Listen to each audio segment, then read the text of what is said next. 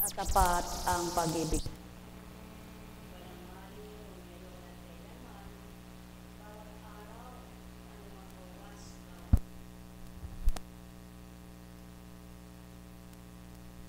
Pumaling at magmahal sa bawat isa.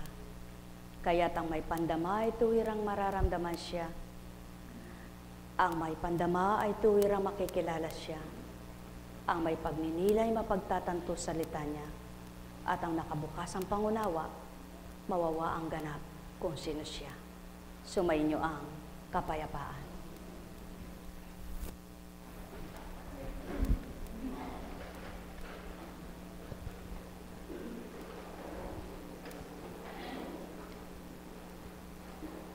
Taon-taon, ginugunita ang mga patay. All Saints Day, All Souls Day.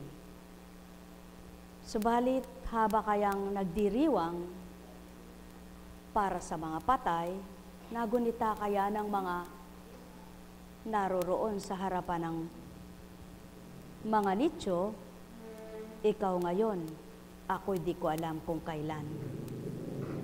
Nasabi kayang, Panginoon ko at Diyos ko, tinutulusan ko ay simento, nasa harapan ako ng nichong ito, nasaan kaya itong aking pinagdiriwang? Natanong kaya ng mga nasa pangyaon na nagiinuman, nagkakainan, nagkakatawanan, ay nagsusugal, ay nagkukwentuhan, na kumusta ka na kaya aming minamahal na ginugunita? At sino naman kaya ang makasasagot doon sa bangkay na hindi mo na nakikita kung anong uri na ang buto niya? Maliban hukayin at mga hinukay na at pinagsama-sama ng pamilya nila, batid na nila kung anong uring buto ang nakuha nila. Subalit yung mga hindi pa nahuhukay, alam kaya kung magkadugtong pa? O dili kaya'y lagas-lagas na, hiwa-hiwalay na, at wala nang nakita ang laman kung paano nadurog at nalusaw na, kung paano ito'y nabulok at kinain na ng lupa. Nagunita kaya ng mga nagdiriwang na ito ang masabi man lang na, Panginoon ko at Diyos ko, ako kaya nung magiging kalalagayan ng buhay ko? Sa wakas ng aking buhay, nauna siya sa akin, ako naman balang araw. Subalit, sigurado na kaya ako sa paglisan ko sa lupang ito, kung saan tutungo ang aking kaluluwa? O patuloy lamang na gumugunita, walang pagninilay, walang pagbubulay? Gayon naman ang mundong ito. Gayon naman ang mga tao. Henerasyon sa henerasyon, takda-takda ang buhay ng sinuman.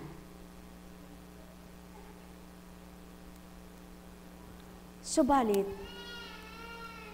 ilan kaya ang nagsabi na Panginoon ko at Diyos ko, ano man ang naganap sa buhay ng bawat isang mga naririto, kung saang sementeryo, public, private na tinatawag, ano kaya ngayon ang kalalagayan nila? Kapiling ka kaya? O naging kasama ka? Naalala kaya ng bawat isa na noong panahong buhay ka, ikaw na pinagdiriwang, naging makasalanan ka, nawa ako, ang mga naging kasalanan yaon ay mapagsumakitan kong huwag gawin. O dili kaya kung batid na mabuti, mabait na nila lang, masabi man lang, Panginoon ko at Diyos ko, naway kung papaano itong ginugunita kong mahal sa buhay ko na napakabuting tao'y matularan ko habang nabubuhay ako. Taon-taon, nakagawian na ng taong ipagdiwang ang mga patay. Subalit, ang patay na buhay pa ay hindi pagsumakitang mabuhay. Alin ang patay ng buhay pa? Yaon ang pananampalataya ng mga patay sa pagtitiwala at pananalig sa Ama. Yaong buhay pa ang katawan, ang kaluluwa'y hirap na. Nagdurusa na sa pagkalimot at di makakain, di makalagok. Hinang-hina na, hindi makapagsabi, hindi makapagsambit, hindi makadaing, kundi puro katawan ang pinakikinggan, pinakikiramdaman kung ano ang daing at hinaing. Subalit yung nasa harapan nilang hindi na makadaing, hindi makabalik sa kanilang magsabi man lang kung ang anak nila ang siyang nagtutulos ng kandila at iba't ibang bulaklak na magagara, masabing, anak, magbago ka sapagkat totoong may Diyos Ama. O kapatid man lamang, kapatid, magpakabuti ka pa sapagkat totoong may Diyos Ama. O dili kaya'y kamag-anak kong minamahal, maging tapat ka totoo na may Diyos Ama. Walang patay na makababalik. Sapagkat mula noon, ngayon at kailanman, walang patay na makababalik. Kaya't ang lahat ay paalala lamang sa banal na aklat. Paggunita lamang kung sino ang Ama at ano sino ang Ama. Subalit ilan kaya ang magbibigay tuon, magbibigay pansin sa kanyang mga aral? Ilan kayang magpapahalaga sa kanyang mga pangaral? Ilan kaya ang magbibigay pahalaga sa kanyang mga kautusan at sa kanyang kalooban? Sige anak, dalhin mo siya doon at pakainin.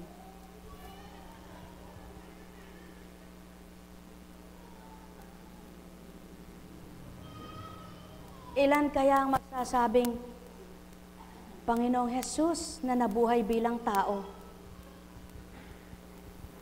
Naririto ang iyong rebulto, minamasdan, tinititigan. Subalit, kami kaya'y makatutulad sa ginawa mo. Ilan kaya ang habang minamasdang na uupos ang kandila, ay nagsasabing, Diyos ko, para kaming kandila na nauupos ang lakas. Para kaming kandila na balang araw ay mamamatay. Madudurog at wala nang matitira. Subalit nawa bago dumatalyaon, lubos ka naming masumpungan, makilala at madama. Ilan kaya ang habang nagdiriwang sa kanilang minamahal, naalalang ipagdiwang din ng Ama na bumawi ng buhay at sa kanila ay nagpapahalaga sa mga buhay pa ngayon at sa susunod pa. Ang may pandinig ay nakarinig, sapagkat ang wika nga, lahat ng nabuhay, may hangganan, may wakas ang buhay, may kamatayan. Nagmula sa alabok, magbabalik sa alabok. Kaya't bigyang tuon, bigyang pahalaga, bigyang kahalagahan ang buhay na ngayon, inyong taglay pa.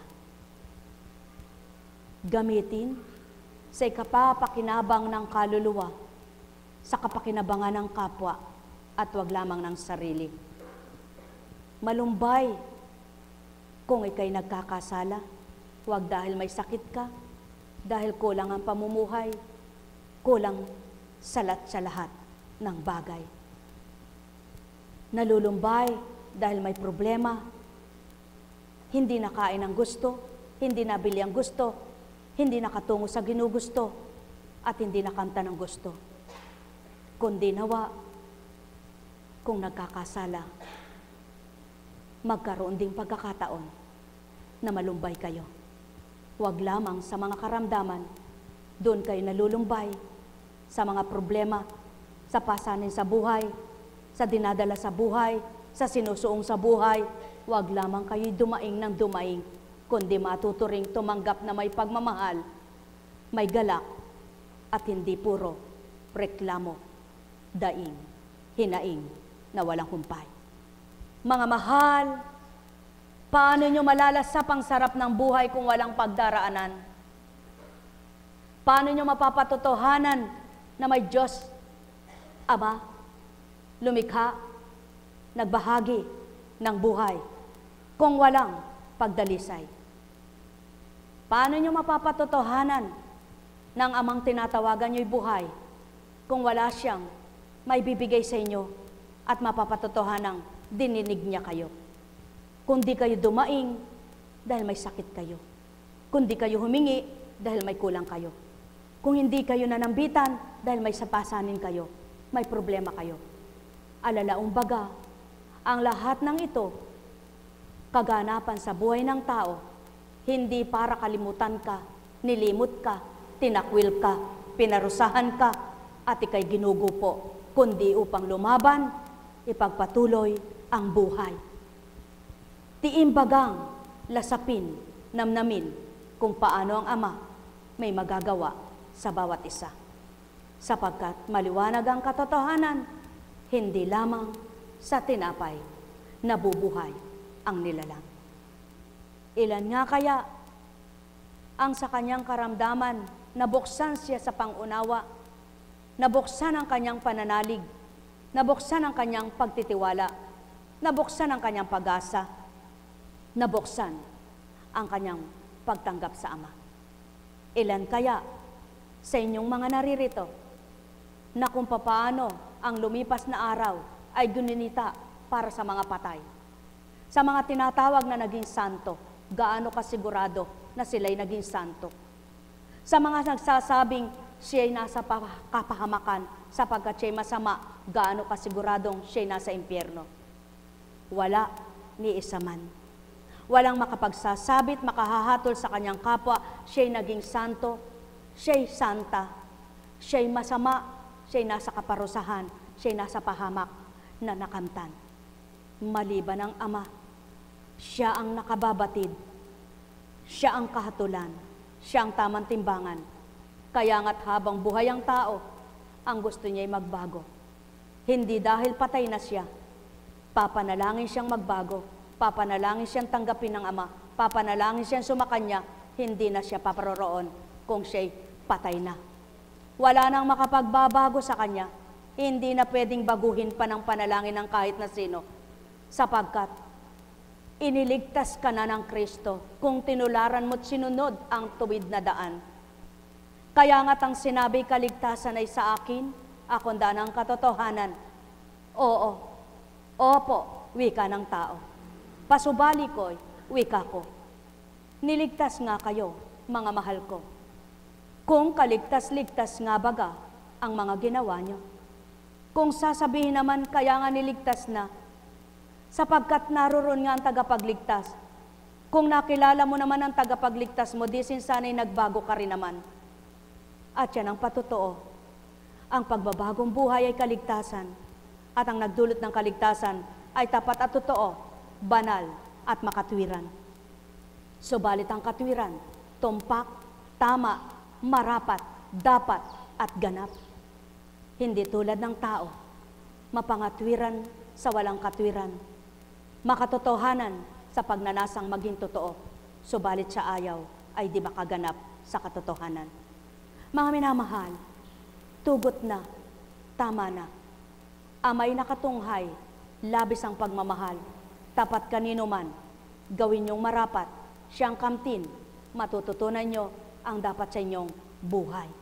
Sapagkat itutuwid niya ang lahat ng nagkamali. Itatama niya ang lahat ng nagkamali.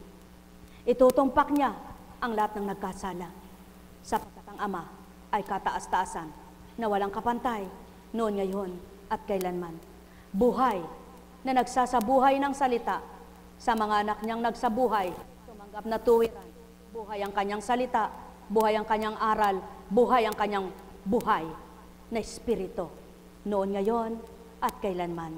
Mapapalad kayo na tigib ng pangunawa, pandama, pagsusumakit, pagsusumikap, na nais niyong kamtan, tuwirang Ama, hindi ang ano paman, hindi ang kagalingan lamang ng pisikal ninyong katawan, kundi ang inyong maging kaluluwa, na uhaw, gutom na gutom, hinang-hinana, nang hihinana, ay nagagawa nyo ring alalahanin, at sa oras na ito'y maalala nyo nga siya. Net karameneyahanam, net karameneyahanam, net karameneyahanam. Mapapalad ang marunong magpakumbaba, nagpapakababa't naunawa ng kanyang gawa. Mapapalad ang patuloy na nagpapakababa at umaamin sa kanyang kamalian at pagkakasala. Mapapalad kayo kapag sa oras na ito, buong puso't buong galak ninyo, tinanggap ang Ama at umamin kayo sa Kanya, kinilala niyo siya at natanggap naman niya kayo. Net karameneyahanam, net karameneyahanam, net karameneyahanam. Alalaong baga, dumaratal ang dilim, lumilipas ang liwanag. Subalit kailan may hindi madidimlan ng sanlibutan kung ang Ama ang nananahan at paghahariin ng sinuman. Sapagkat ang sinumang nadimlan ay maaring maliwanagan at ang sinumang nagulumihanan maaring payapain. Ang sinumang nalumbay maaring pagalikin sapagkat aaliwin ka nang di mo nasisilayan. Subalit patuloy na sa iyo ay nakagabay, pumapatnubay, nagmamahal at tuwirang nagpapahalaga. Yaoy ang Diyos Ama na walang hanggan sa buhay nyo. Tao, mahal na mahal ko kayo.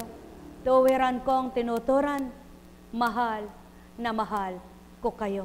Net karameneyahanam, net karameneyahanam, net karameneyahanam.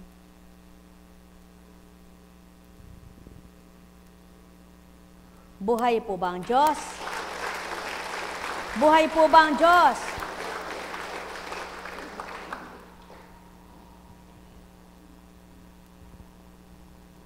Masaya po ba kayo? Dapat lang, marapat lang. May dinadala ka, makakahinga ka pa rin. Wala kang ulam, makakakain ka pa man din. Basta't may panlasak at may bigas ka lamang. Kaya't anuman ang nasa sa iyo'y pasalamatan. Huwag kang buntong hininga at daing ng daing sa Ama. Kundi purihin mo siya hanggang din mo namamalayan, ibinibigay niya ang marapat sa buhay mo. Buhay ba ang Ama? Buhay ba ang Ama? Sapagkat katulad ng patay, wala na siyang masisisi at di na siya makapagsisisi. Ngunit ang tao, makapagsisisi siya at maaring manisi. Subalit ang totoo sa Ama, tapat sa Kanya, walang sisihan, wika nga niya, kundi ang dapat magmahalan ang bawat isa. Sapagkat kung nagkasala ka pa mo, parehas lang kayo. Sapagkat walang hindi nagkasala, lahat ay makasalanan dito sa mundo. Kaya nga't ibinigay ang magpapabanal, kung tatanggapin, papagindapatin ng Ama, ang kasalanan ay maging dapat na banal. Walang taong hindi nagkasala.